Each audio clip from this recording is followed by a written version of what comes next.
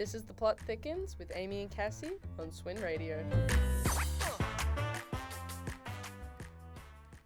This is Amy. And this is Cassie. It is 3 p.m. and you're listening to the Plot Thickens on SwinRadio. We read and discuss Swinburne's students' creative writing live on air every Tuesday at 3 p.m.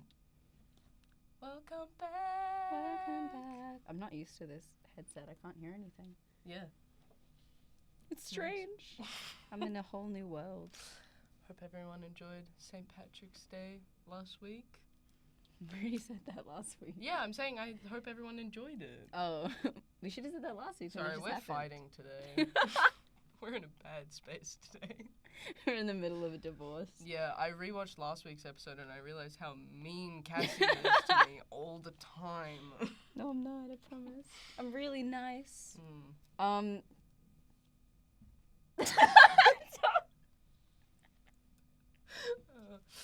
Really thrown off today. Alright. Sorry. What have we got today, Cassie? We have Achilles of Carrion Pond, written by the amazing Swinburne student Max Shortus. Max Shortus. Max Shortus. They actually have a few creative writing pieces out there. And you can find those in the links of the YouTube video on my YouTube channel, Sweaty Jesus, at youtube.com. You can. When I upload this video.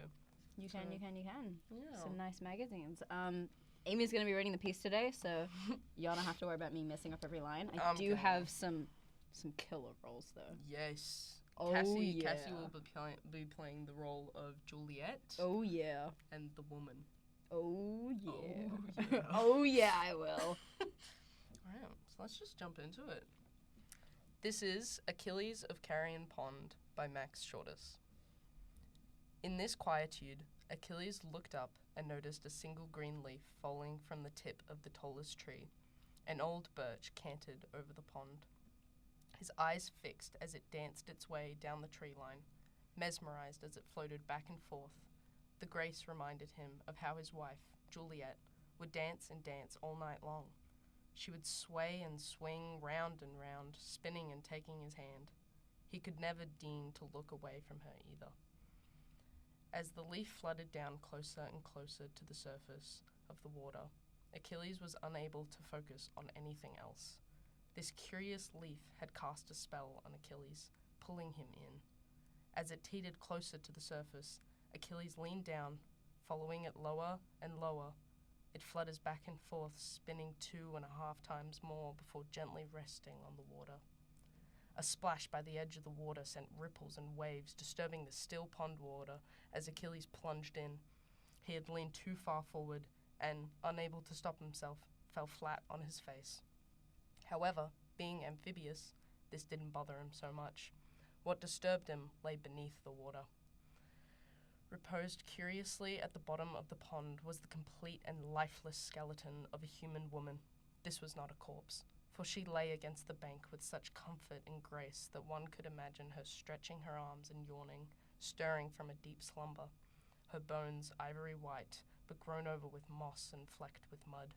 As he scrutinized the remains, Achilles noticed her garments, a billowing white dress so pristine and sheer he'd have hardly noticed if it weren't luffing gently in the water.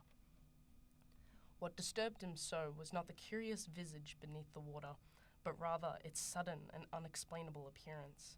He had ventured into this pond almost daily, swimming with his children or fishing for his family, but never before had he seen this woman.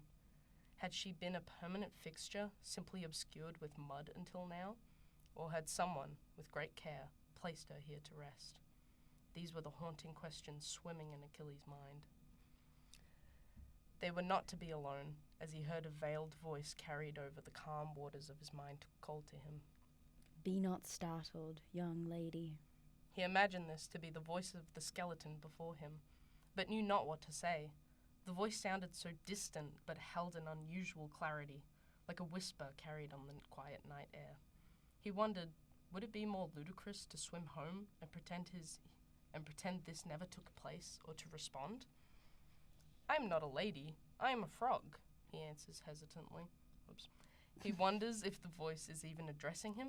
Can she see him? A frog? with beady black eyes, webbed feet, and a tongue far too long? You're familiar? Achilles retorts. He would often make jokes when he was uncomfortable. He is a father, after all. I do live in a pond. Not expecting ghostly banter, the humor in this response shocked him somewhat. His confusion grew to discomfort as he felt a growing need for answers. Why do you speak to me? Who are you? Were you the woman at the bottom of the pond? He asked. I speak to you because you are listening. You need not know my name, nor I yours, but you must know this. You must know the name Orion. You must know him, for you must slay him. Orion? Achilles asked with a pause. He knew this wretched name. Orion the Komodo dragon? He is a dangerous and infamous villain. Tell me, why must I slay him? You must, for he has learned the secrets of the bog, the key to immortality and life without decay. With his newfound power, his avarice will finally eclipse his cowardice. And you, creatures of the forest, shall feel the woe of his wicked magics. Achilles could feel his toes curl and skin dry up at the mere thought. If Orion were to be unleashed upon the forest, a terrible fate many would meet. But if he were emboldened by evil magics, the carnage grows unfathomable. The fear wells up in Achilles' heart as he can feel it beating with every millimeter of his body. Thump, thump, thump, thump. The once calm waters of his mind began to thrash and chop, his body panicking as he struggles to find the surface of the pond, drifting further into the cold, clear water. He did not want to meet the same fate as this poor widow of the pond. He envisioned himself crawling his way out, finding his family, and fleeing with great haste. Running from the terrible fate he had just learned awaited them all. He envisioned his home in flames with black waters running through his creek, thump, thump, thump, thump. Be not fearful, little frog, for all that is foretold is yet to happen. Go to him, defeat him before he is to weaponize his learnings, and all shall be right. Achilles felt his fear suddenly dissipate into the water around him as it enveloped him in a comforting embrace. He felt resolute with that dear and distant voice echoing over the calm lock of his mind once more. He grew more steadfast and sure in all manner of meaning with every passing second, sure that an evil of such magnitude cannot be met without a fortitude of love and compassion, just as the wave must crash against the cliffs. Achilles now knew he must let it buffet and wash over him, smoothing down the rough edges but never beating him.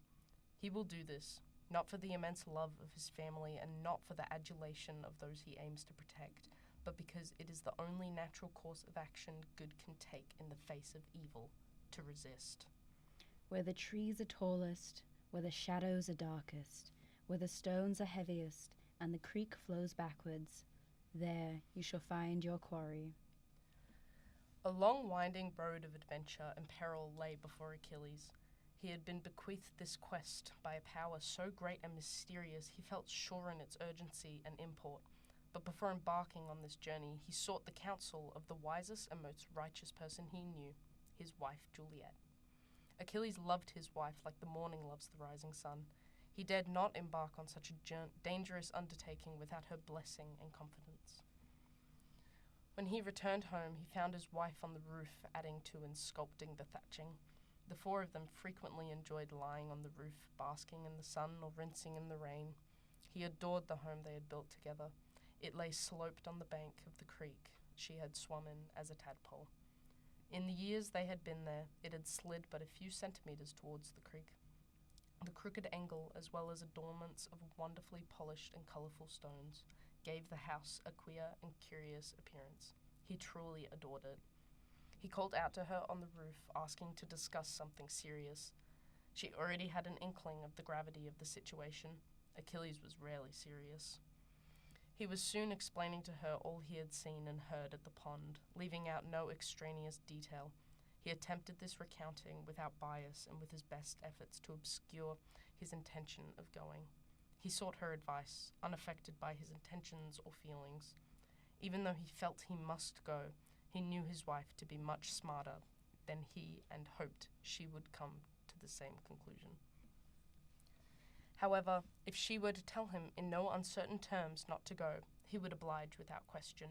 This came not from some dog-like obedience, but from an understanding that his life does not belong to him alone. He shared it with 3 exceptional women whom he loved dearly. The decision to risk that life must also be shared, regardless of nobility or virtue of the cause. Juliet listened to Achilles intently, asking questions and for clarity at appropriate junctions. When he was finished, she believed this incredible tale without question. Knowing both the truthfulness of Achilles and the wickedness of Orion, she swallowed it without difficulty. So, what do you want to do? She finally asked Achilles. She could tell he felt compelled to go and was hiding this in an attempt at impartiality. She knew his answer and her own before even asking. He knew that he wanted to go, and she knew that he must. In the many years they had known each other, she would never have described Achilles as reckless. So if he felt this was something he had to do, she would gladly put her faith in him and take that risk together. I want to do it. I need to do it, Achilles replied. The certainty in his voice brought a smile to Juliet's lush green face. Then do it. Then do it. Then do it! Sorry, back to it. This was all she needed to say. Achilles took her hand and swore on every god he could name that he would make it back to her, Jane and Eurydice. He promised there was no distance he would not leap and no foe that could dissuade him. He would return to her. She only made one request of him in return. She asked to spend that last night together as a family. He would tell their daughters what he had told her and swear the same oaths to them. They would talk, eat, and sing together as a family one last night, and he would embark in the morning. Achilles had made many journeys in his life, some harder than others, but he knew what awaited him, would test him in ways he had never been before. But by the grace and love of his home, he was ready. Sorry. Where the trees are tallest, where the shadows are darkest, where stones are heaviest, and the creek flows backwards, there you shall find your quarry. Achilles thoroughly enjoyed riddles, and he hoped to solve one someday. Was this omen a metaphor or literal? He knew not. He did know that Orion fouled the northern swamp as his home. Achilles would endeavor north and fret over the minutiae of metaphor and poem once it became more pressing. Achilles' primary concern at that moment was arming himself. He was not so foolish as to confront Orion without some weapon, a mighty tool to aid him in his righteous task. However, attaining this weapon would prove a dangerous undertaking in itself. The only creature in the forest who may hold any object of such power would be Magdalena. Is that how you say it? Magdalena? Is that how you say it? It is. I think you're pronouncing Orion wrong there. There's, like, multiple ways to say it. Magdalena. Yeah. I'm just going to keep saying it the way I want to. Yeah. Magdalena, a selfish hoarder of all that glitters. She plucks anything that shines from the ground up to her nest high in the trees. A fearsome beast, swooping along the forest floor, a blur of black and white feathers. A screech and a caw is all you'd hear before she snatches the sword from your hand and possibly the head from your shoulders. He dared not approach her nest high in the trees without careful, cunning, and quiet. To face Magdalena, unaided and unprepared, would spell certain death. Achilles had never seen her nest, for it lay in an area of the forest he dared not venture, in fear of being snatched by her swift and powerful talons. He hatched a plan to sneak into her nest that night, to then devise a good and more precise plan to steal a crowning treasure from her nest of silver, steel, and gold. Achilles waited the rest of the daylight hours in a small sheltered shrub just within view of Magdalena's towering terror of a tree. Even from this distance, one could easily see the sunlight dancing off her nest, a brilliant display of crisscrossing beams of light, showering the surrounding greenery with dazzling spotlights. These beams varied in color, from the amber glow bouncing off the copper to the glistening moonlight thrown from the silver. Achilles pondered the purpose of this immense display. Was it to ward off intruders? Would it attract unsuspecting prey? Or was it simply an extravagant extension of her greed and ego? You could see certain beams becoming obstructed or distorted as Magdalena shuffled around her nest. This created a beautiful shifting mosaic. but also a warning. Achilles must wait for the light to cease before moving for the right time to strike. As he made his way stealthily to the base of the tree, he felt more afraid than at any other time he could ever recall. Each rustle of the leaves sounded as wings flapping to his ear. The virgin white moonlight falling next to pitch-black shadows appeared as a vicious magpie to his eyes. His head swiveled as his heart raced. He eventually made it to the base of the tree, taking a minute to compose himself before beginning the enormous climb. Leaping from one branch to another and shimmying up the trunk, he made slow but sure progress. Hugging the tree so tightly, he worried the heavy beats of his heart might shake her nest loose of its limbs. Oh, this is taking a toll on me. Do you want me to take over? No, it's okay. I can keep doing it. After many nerve-wracking hours, Achilles finally summited a peaking branch poised slyly above her nest. Magdalena lay just a few flaps of a wing below him, in dubious slumber. The climb had dragged on most of the night, and he had only a few hours before sunrise. He surveyed his surroundings, desperate for any idea or advantage he might find. He could sneak in and attempt to burgle a sword without stirring Magdalena. However, this strategy and the risk it held were unfavorable in Achilles' mind. He'd leave it as a last resort. However, he knew there must be some way he could use her glittering collection of weapons and whimwhams against her, without setting a single webbed foot in her nest. That's when it came to him, to weaponize the dazzling lights that shot out across the forest against her. That incredible light show was a product of only ambient light and semi-shade. So if he were to somehow direct even more light onto the nest, who knew the kind of spectacle it might produce? Spectacle enough to hopefully find him an opening. To accomplish this, Achilles would have to somehow amputate the leafy branch upon which he sat, reasoning that this branch provided most of the shade for Magdalena's nest. But how am I to amputate a limb so thick and steady and I can safely walk and hop along it? Achilles fretted. He held no saw or tool designed for lopping off branches, and he was far too meek to generate enough force and leverage to expel the branch with his own body. However, Achilles refused to let these impediments intimidate him. He is a guileful and odd fellow, and hatched an oddly guileful solution. Achilles knew that he must hurry, as his crafty solution was not a quick one. He hastily undid the careful knots of his fishing pole, salvaging a long and sturdy piece of twine.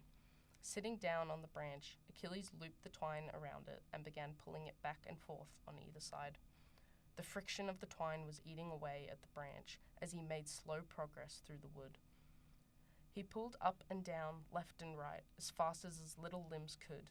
His arms were burning and his hands were calloused, but he could not stop. For hours he went at it. As the sun began to peek over the eastern mountains, Achilles knew he was out of time. The sunlight struck the tip of the tree and was slowly pouring its way down the trunk to him. He knew he was out of time and rushed his already hastened soaring. He pulled that twine so fast it felt as though his hands might catch fire. He stood up on his webbed feet, pushing the branch down with all his weight as he felt it start to give. Just as his triumph was in reach, he heard a shrill caw beneath him, sending shivers and sweat dancing up and down his spine. Achilles peeked just over the edge of the teetering branch, seeing two eyes staring up at him, like little droplets of the night sky plucked from the heavens. Eyes of pure black were looking straight through him. As he felt the breath leave his body, he saw her wings spread and legs coil, ready to leap up and skewer him. But no one leaps like Achilles.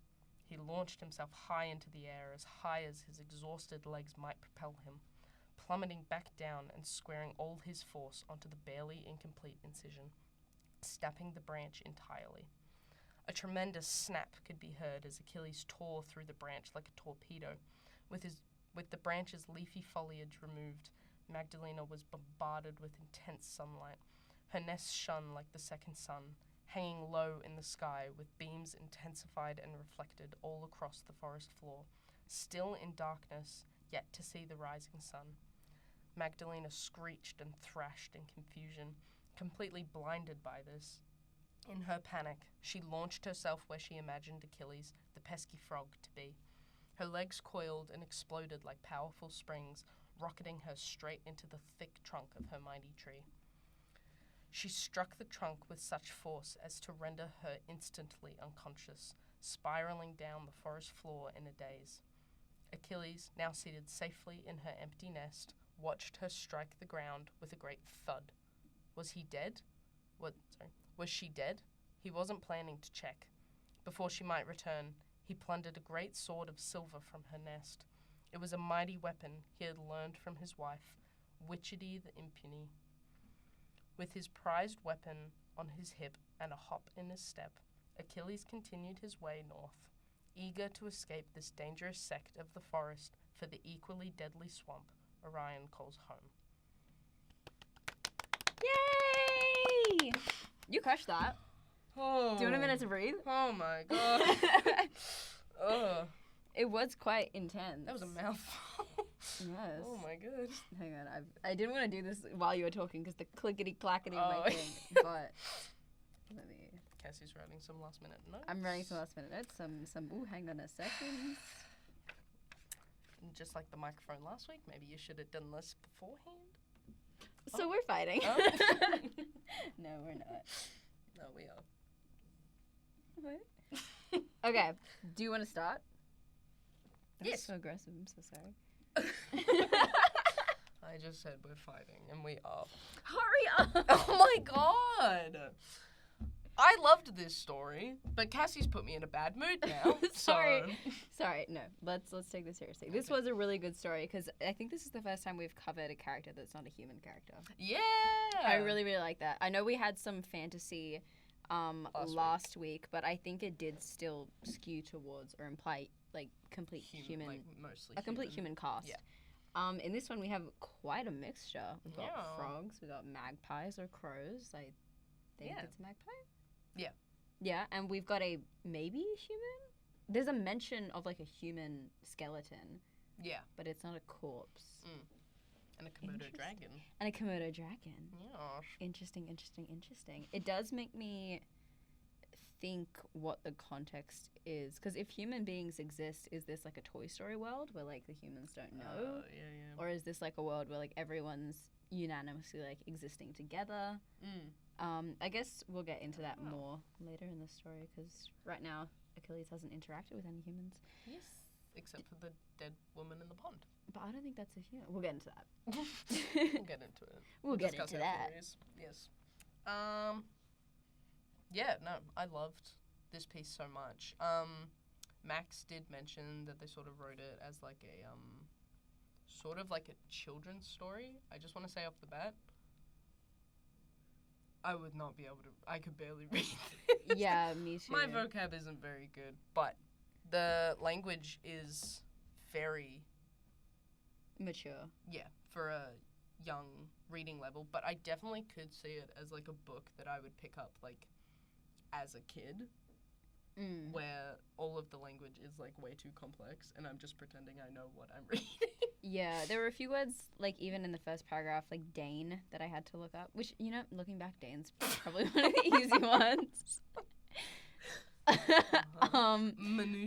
Minutiae. But there are some words that have, like, an exact meaning. Like, it's, like, I'm trying to think of one. Why is it so hard to think of one? Do you know one off the top of your head? Nope. Yeah. There was a word, and it's about, well, let's just use Dane, where it's, like, could never deign to look away from her either. If it is a children's novel, I think it would benefit from more simple language. Yes. Could never think, could never believe. But I honestly think this works better as like a YA novel than a children's story, in my opinion, because it does have those like mature themes. It's got like some scheming and plotting and implied murder. Which I mean, it is, a pretty dark story. But again, like I could see this as maybe something for older children. But like 12? Or even like 10, where I would have picked it up as like probably like a 7-year-old, pretending I knew like what everything meant. Yeah, and then probably would have given me nightmares. This does give the vibe of like, you know, in the children's books where you have all the text and then on one page there's like a sketch. Ooh, Like yeah, a of the dead drawing? woman in the Yeah. pond. Yeah. Because this is... And it would be at, like, my grandpa's house or something. Because this is a longer story. I think what we've got here is part of chapter 2, chapter 3, and chapter 4. Yeah. So we're not starting at the beginning of the story. It does make me curious what the beginning of the story would be, because this was a very natural setup to the story.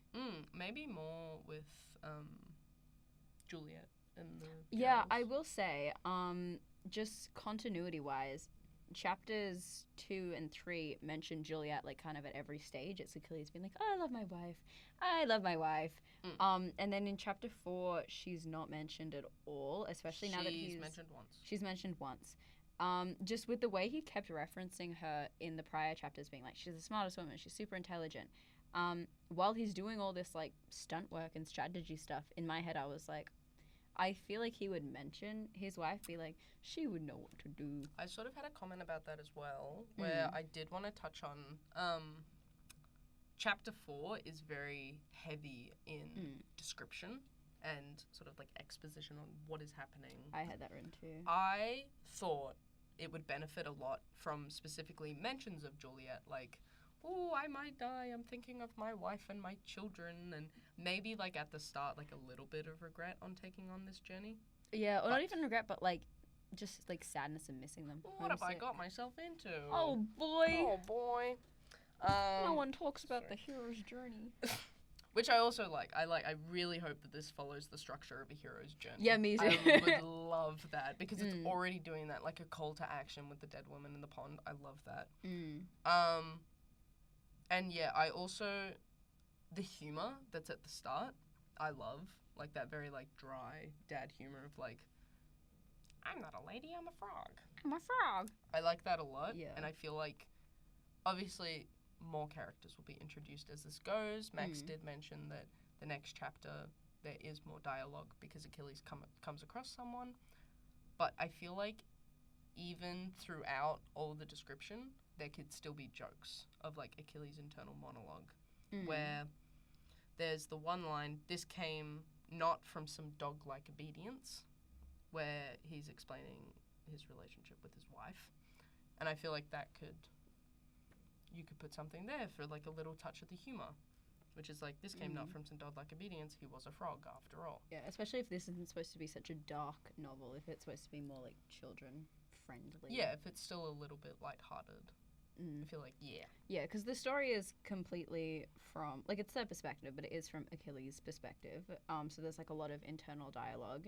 I think, like, there needs to be a bit of a healthier mix between description and internal dialogue, especially in chapter 4, where everything was so, this happened, and this happened, and this happened, and this happened. Well, not even, like, internal dialogue, just descriptions of how he's feeling. Yeah. Throughout it, rather than how he's feeling specifically about the situation he's in where he's scared. More about, what he's thinking. I did have a question, which we did touch on before. I do wonder if all the animals are sentient. Yes. Because Magdalena is very animalistic. Well, I think that everything is sentient. The way that Max was describing the trees as having, like, limbs, like something to amputate. Yeah. And even, like, the lake itself was, like, swallowing him and, like, moving to the currents were moving to his, like, emotions. To me, like, everything kind of had sentience. But I see what you're saying, where the frogs seem to have more sentience than other animals. There was more intelligence. Yeah. There, rather than Magdalena's, like, going for the kill. Attack! Yeah, because Magdalena does have a name, which implies that she has some kind of but then she mythology. doesn't say anything. There's just, like, the eye contact, and then she goes in for the kill. Do you feel like maybe it would have been clarified a bit if there was a line of dialogue being like, who's there? Or, I'm gonna get you. I'm gonna get you. Ooh, I'm gonna get you. Ooh, just you wait. Just you wait till I swoop once on I you. get my hands on you. I just saw me peek the mic when I did that. I asked you a question, you didn't answer it. What did you ask me? Do you think it would benefit from having a line of dialogue like that? Yeah. Like, do you think that's, like, the kind of intelligence you're looking for in the character? Yeah, well, that, like, if they are all sentient and they all can speak, like, I think it would benefit from that. But it would be interesting with the dynamics of all the different characters if some of them are purely more animalistic and some of them are sentient, like Achilles with his little family. And Did it say what and Orion was? his wife thatching his roof. Thatching his roof. Yeah. Orion is... We have different I say names. Orion. I say Orion.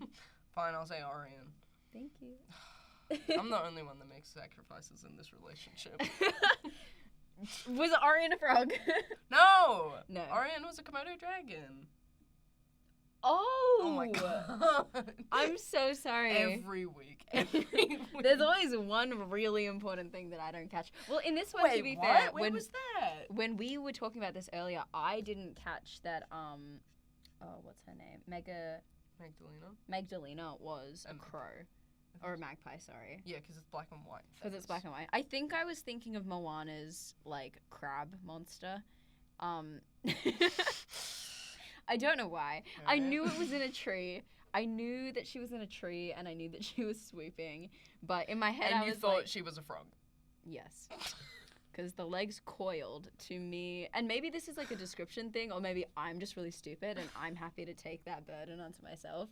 But the language of the legs coiling made me feel like a spring, which didn't feel very crow-like. But I understand now that what Max is trying to say is that they lifted in preparation to swoop.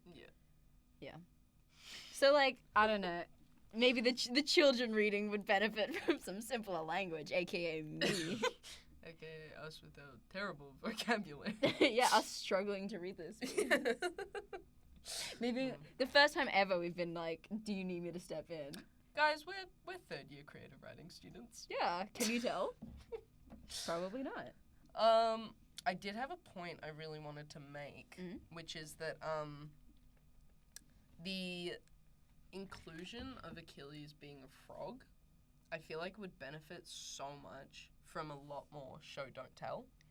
I feel like because like from the get-go we're told because he's an amphibian and it's like, oh, okay, but then there's so many points where you just kind of forget that they're frogs. Like it's like, oh, and Juliet's lush green face, and it's like, oh yeah, she's a frog. Yeah, even the language, like what I was saying about the legs coiling. Yeah, it could be that, but actually accurate for the frogs. I mean, there are a few times where, I mean, especially in chapter 4, where it's mentioning. Oh yeah, he leaps and all that. Yeah, stuff. The leaping, and he can leap the farthest because he's Achilles the frog. But I feel like there'd be so many good animalistic characteristics in language that you could definitely use, like croaking. I feel like is such an important one. The classic stereotype, especially if it's for children, of like frogs getting distracted by a fly and like sticking the tongue out to get the fly. Like I feel because there was a joke made about like long tongues. Yeah, the long tongue with the dead woman. The dead one. Yeah. There is a line that kind of I think is meaning to imply that, where it's like he hatched a plan. I thought that was kind of funny. Yeah. Hatching. Oh, and the line like, and that's where she used to swim as a tadpole. And I was like, oh, that's cute. That's at the start when he's No. I'm looking down because I didn't love that line. What? Oh, it's so cute. This is another. I don't know. I think in my head, like tadpoles becoming frogs is so strange to me. So like. So it's a personal thing. It's a personal bias thing. It's not actually about the writing. No. Just I. No, I'd love to hear this. Let's hear this. I thought it was a little odd just because our Jane and Eurydice tadpoles, because they're children. So does that imply that they live in the stream that the tadpole is in, but then they also swim in the other pond? I don't know if it is going to be Carrion Pond, the pond that Achilles starts out in the story, where he's watching the leaf fall, and he says that he brings his children there to swim.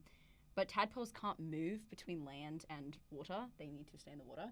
So are the tadpoles in the water? Are his children in that stream that the mother was raised in? So. Or are they... Because it says all 4 of them go on the roof.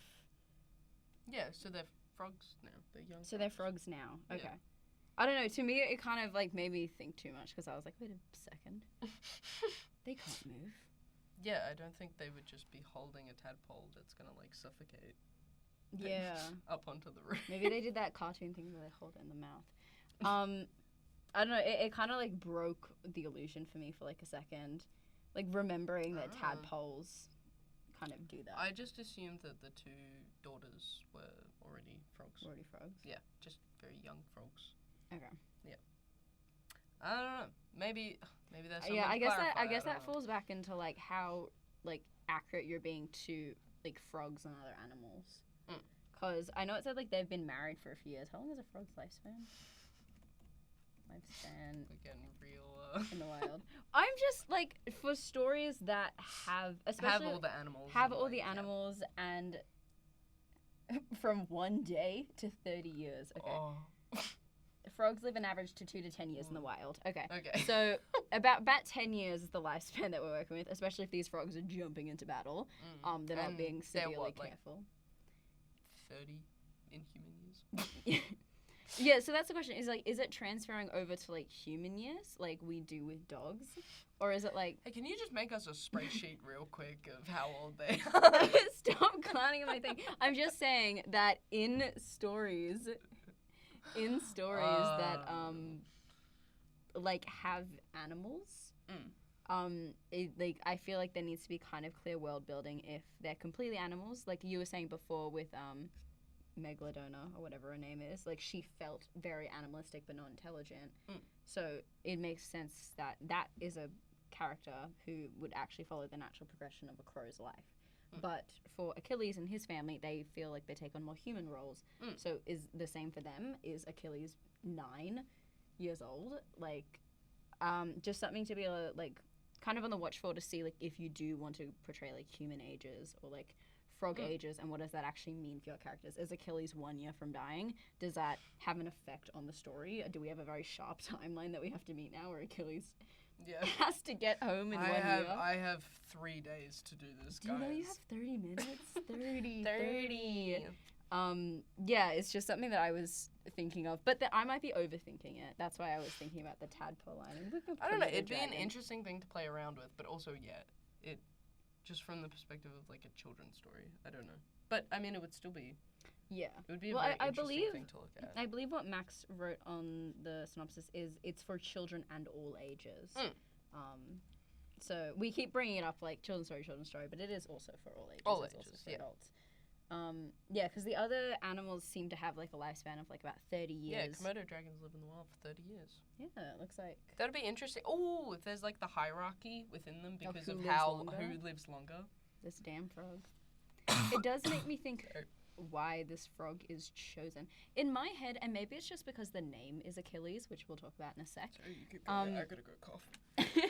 Because the name is Achilles, it kind of obviously ties back to like Greek mythology, especially with the daughter being named Eurydice. That there's this expectation that this is like a warrior frog almost, especially with the way that the frog talks about like, oh, I've never been able to like turn something down. I feel this sense of like protection. His wife is the like smartest, most like strongest person he's ever met. Are these like past warriors who have now settled down? Because like if this is just, you know, a dad frog who's got a bit of a beer belly and he takes his kids swimming in the lake, why is he so like, I'm about to go on an adventure? You know what I mean? Yeah. Like as much as we, and maybe this is in the first chapter that we didn't get, as much as we get before Achilles begins his journey, I feel like I don't actually know that much about him. So yeah, if we're setting up a hero's story, I feel like it's super important to establish who the hero is before his journey begins, so we can track that change as he goes along, especially as he starts meeting people and learning lessons. But I don't know where he's starting out as. I don't know what his actual. Yeah, I don't know where he's beginning the story. If we could see that from the first chapter. Yeah. I mean, obviously, as you go further along, you'll learn as well. Yeah, that would be cool. I did want to say, I know, because you don't want to fit too much into like so little chapters, but it would have been cool to see like any like dialogue or interaction with the daughters specifically. Like even just like you know, maybe they're worried about him, and so he cracks a joke at him because he's a dad after all. Like that sort of thing. A father. A father. Papa. Oh, I'm a papa after all. Yeah, we would do the best impressions of those. Papa. Oh, papa. Oh, Papa, where are you going? Oh, I'm going on a journey. If you need this in an audiobook, Max, can we be Jane and Arita? Papa. Papa, where are you going, Papa? Where are you going, Papa? Okay, booked. Nice. Booked. We crushed that. Yeah, as much as like he talks about how much he loves his wife, he was like, "Oh, my wife and my kids, I guess." What's their names again? Yeah, we had one line of the children where it was like, "My wife and Jane and Eurydice," and you kind of had to infer that those were the children from like previous context clues. Oh, and extremely nitpicky. There should be another comma after Jane. It's my wife, comma Jane, comma and Eurydice. There's a few grammar things here, but obviously it's really hard to get into that. But make sure you edit, guys. It helps the flow when we're reading it. Just don't. I don't. Well, I saw you tumble over the word when you read it, so. Nah, just don't do it. Someone else can do it. Don't edit your own work, guys. Hire someone. Actually, it's not bad. Not bad advice. Yeah, I wish we got more on the kids. Even him, like, bringing them up. If he brought up the wife as well in chapter 4. Like, oh, I've got to get home to my kids. I can't die here. Yeah. Yeah, I felt like he became very individualistic, and, like... Hold up, let me search this real quick. The word individualist. Frogs care about their children? Oh, like if they take care of them? Oh, they do. Oh, they're very dedicated to parental care. Interesting. Oh. Yeah, so if you're carrying across, like, specific things, like the magpie, obviously, very funny to have the magpie, the one who has the sword, because, like, obviously they take gold and shiny things. It's a very big thing. I was also wondering about, like, how big are they, like, still the same size as all the animals? Because I assumed so. Because Achilles mentions going fishing. I'm like, aren't the fish the same size as you? But maybe he just jumps in. Maybe it's just like a really, really little fish. Yeah, it could be tiny. Tiny little sardine. Or the sword. Like, how big is the sword that he picks up at the end? Maybe it's like an Ariete situation where it's like, a little pin? Where it's like a little pin. Oh, that would be so cute! Little baby pin. I feel like we brought up fishing and then we didn't bring up the biggest issue, which is the fishing rod. We were like, but the fish. Oh, that's probably just like a toothpick or something. Yeah, and are they getting these from the human beings? Like these like pins and these like weapons that they see as kind of extraterrestrial or like almost godlike. Which also, if that is the case, if they're seeing these things that the humans bring as like godlike things, then that ties into what he sees as a god, which is this skeleton. The lady in the water. The lady in the water. Because who is this lady in the water? So far, we've got no magic, apart from talking animals, which I think is just a part of this world. We've got no other ties to magic. And he does seem to be shocked about talking to her in this river. It does seem like she just appeared. Yeah. She hasn't been rotting there. It's like she just showed up one day. So is this actual magic? Is magic something that exists in this world? Is that the word? Omnipotent? Is that the word? Yeah. Okay. Omnipotent. Very up there on the hierarchy. Yeah, because there was no other address of magic anywhere. But it would be cool. If they view human things as magic. Yeah. Or like... just unknown, I suppose. Yeah, because they could also just be like so deep. I also want to know where this is based. If it's a magpie, a Komodo dragon, and a frog.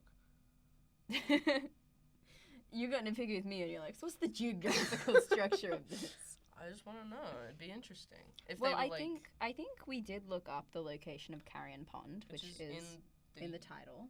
UK. Yeah, it's a UK destination. So maybe this is in the UK. Yeah. Also, I think Carrion Pond also means like death or like decay or something.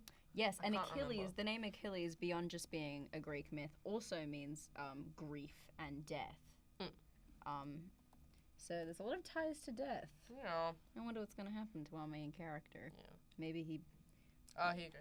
Carrion ecology in ponds involves the decomposition decomposition of dead animals. Yeah, which could just be a tie back to the girl in the water. Yeah. Or the woman in the water. I will say, if this isn't magical and she is a human being in the water, her dress would not be pristine if the body is a skeleton. Unless someone dressed a skeleton and put her in the water. Well, I think that's the thing, is that it's like, It's who nude. lay her down here so carefully? I've never seen her before. Yeah, I mean, I suppose this is what we're going to get into, but I was a little confused if someone put her in the water, if she is a god that appeared in the water, if she's a sentient creature on her own and just looks like a skeleton. Also, I was really curious if her mouth was moving while she was talking, or if he was just hearing it through I think it was the water. specifically just he was hearing it through his mind. Through his mind, yeah. Because we got no further description on her after that first description. it'd be cool to see her like raise a finger or something. Yeah, I'm if she just is thinking moving. of like the Lich from Adventure Time. I was thinking of Del Toro Quest and the Topaz, the Golden God. I don't know what that is. Oh. Wait, let me search it up. It was giving very Del Toro Quest Golden God with the guarding of the gem, the topaz. No one's gonna know what I'm referencing. Nope. Can't find it. Anyways. It just reminded me because it's also like an omnipotent being that is technically not magical, but it had been around for so long. What made him magical was his like greed, and I kind of saw that in this story with the crow. What made her fearless was her greed. So I almost wondered if he was taking on like the sins in some way. Like he is like battling greed, and he's going to go battle like envy and like wrath and all this stuff. Oh, that'd be so cool. Yeah, I suppose he's not really battling. And then like the final one would be pride, because it usually is, and that's what Orion would be. Yeah. This like master. Well, he is very prideful. He has like learned The how to most be immortal. like also like yeah, and like the most like dangerous. The most dangerous creature of all time. Oh, that'd be so cool. I didn't even Especially think as like of a dragon, like something. The Komodo dragon. The Komodo. I know, but like the Komodo dragon, I know it's not a dragon, but it has still these implications. Of like, yeah, like the final battle being like against a a dragon. dragon. Yeah. But it's a little frog against a Komodo little dragon. Yeah, I wish there was a little more to do with this like puzzle that he was trying to work out. He was like, I was never very good at puzzles. Oh, riddles. The riddles, sorry. I mean, I guess that just comes later because that's about the entire quest, and this was just a first part of the quest that we saw. Yeah, because to me, this riddle is very like location-wise. I think it could also be interesting if there was something like weapon-wise. Usually in a lot of stories, it's like gather this thing to this place at this time, and like you bring all them together, and then you're able to defeat the villain. The riddle is very like tall trees, dark shadow, stone heavy. You know what I mean? But if that is like the direction that the story is taking, like if it's very like winding this path, and it's like you can really just kill Orion with like if you hit him really hard, and it's not that important. I'm just thinking of like stereotypical hero journey stuff. But obviously, if you want to break from the traditional like storytelling, then that's fine as well. Whatever the preference is, but yeah, I really like the idea of a riddle, but this just feels more of just like a step by step. But maybe there is something more to it that I just don't know yet because I don't have all the pieces. Especially with the heavy stones could mean something. Whether you're like forging something out of stones, like forging your own weapon, or the creek flows backwards could also be something interesting. It doesn't. That doesn't necessarily imply location. Oh, it'd be cool if it just takes you back to the pond at the start. You were there all along. You've done a circle. And the dead woman the whole time was Orion. It's me! He wasn't able to... dragon in a little dress. That's the plot twist. He's not able to kill himself because he found immortality, so he has to get someone to kill him for him. Yo! Write that down. Write that down. You can take that. Cooking, okay. Alright, did you have... I know you said you... Because we've got 10 minutes on the clock, so... Yeah.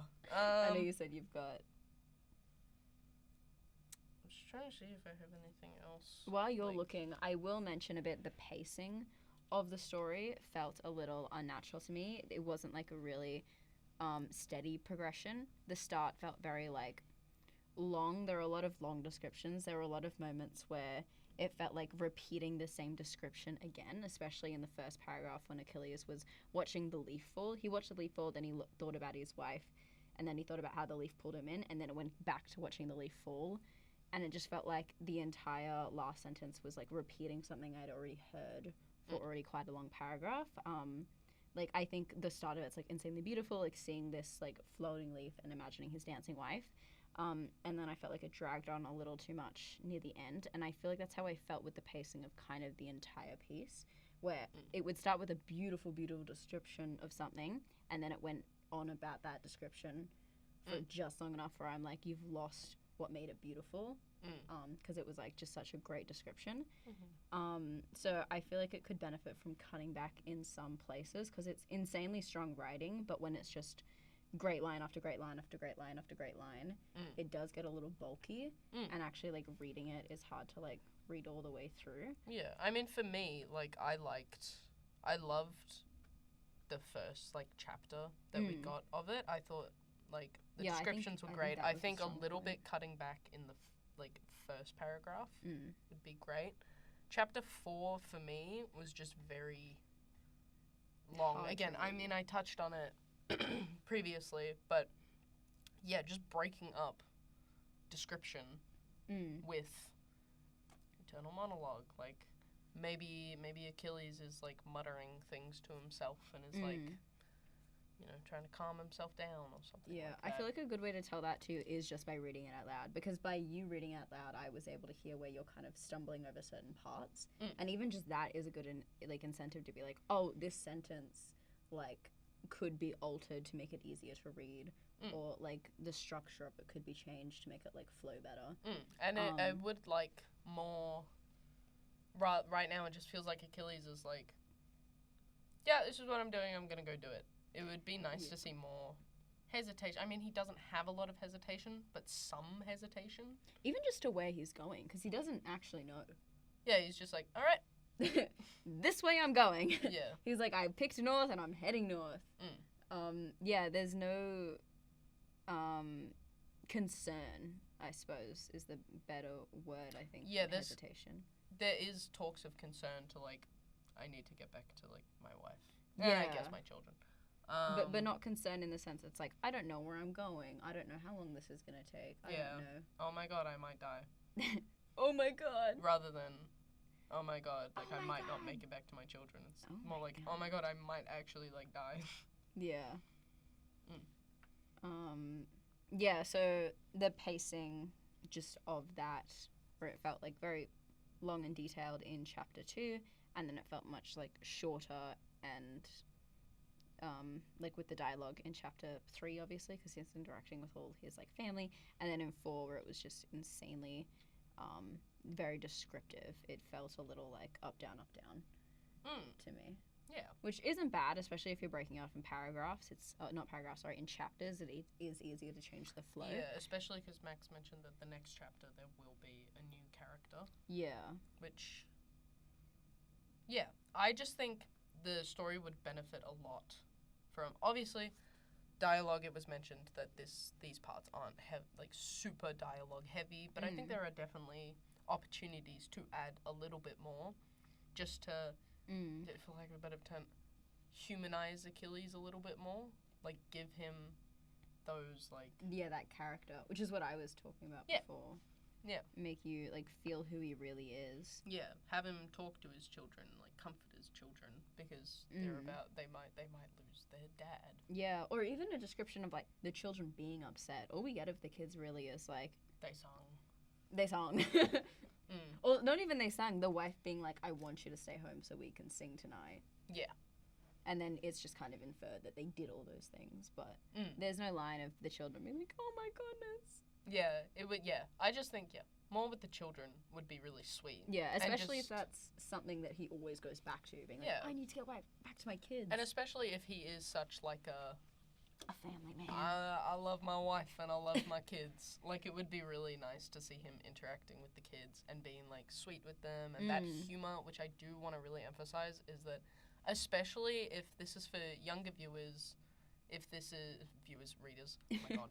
If this is for younger readers, if it is following, like, the hero's journey. Like, I think the hero's journey is perfect for, like, oh my god, I keep saying viewers. readers of all ages. Like, I feel like hero's journey is great for that. But also just more humor from Achilles would be great. Like oh boy, what did I get myself into this time? What's going on here, guys? Yeah. I also feel like it would really benefit from having more physical interaction with the actual world in the earlier, I was supposed to say episodes, in the earlier chapters. Oh my god. we're saying this like we're watching a movie. You're thinking of Adventure Time and I'm thinking of Just I'm also thinking of Frog and Toad. I'm thinking of Over the Garden Wall. Oh. And what I mean by that is just that in episode, oh my gosh, in chapter 4, there's a lot of like grabbing the sword and touching like the trees and climbing the branch. If in like obviously like he's like collecting these things, these like physical things that he's holding, it could be something like he left something behind. Like, gave something to his children to be like, my promise is I'm going to come back for you, but until then, take care of this. Like, Interstellar. I didn't watch that film. The watch. I don't know, I watched it once, I didn't like it. Anyways. Just, like, to have something physical, especially if it's, like, one half of something he can look back on. Yeah. And be like, my kids are little half of frog necklace. Oh. The frog locket. He pulls it out of his mouth, and that's where the tongue comes into it. That's so cool. Because he doesn't have pockets. Oh, on that, where's he keeping this sword? Just stabbed it into his leg. Yeah. I'll pull that out later. 10 frogs regenerate limbs. Are they wearing clothes? We're getting off topic. Yeah, we have 3.5 minutes. Oh, goodness. I just wanted to say this was such a This is such a fun read. This was such a lovely piece to read. Like, I was literally thinking, like, Frog and Toad the whole time. Like, that's, like, style, like, perfectly was just in my head the whole time I was reading this. Yeah. I was just thinking Over the Garden Wall the whole time. Yeah, but all of, like, the imagery is perfect for children's books. I remember reading a book when I was a kid about these two, like, dolls from a dollhouse that went out adventuring, and one of them got stolen by a crow. Like, and that just brought you back to all of the aspects that are in this are, like, so perfectly. Yeah. I have some super nitpicky stuff right before we leave.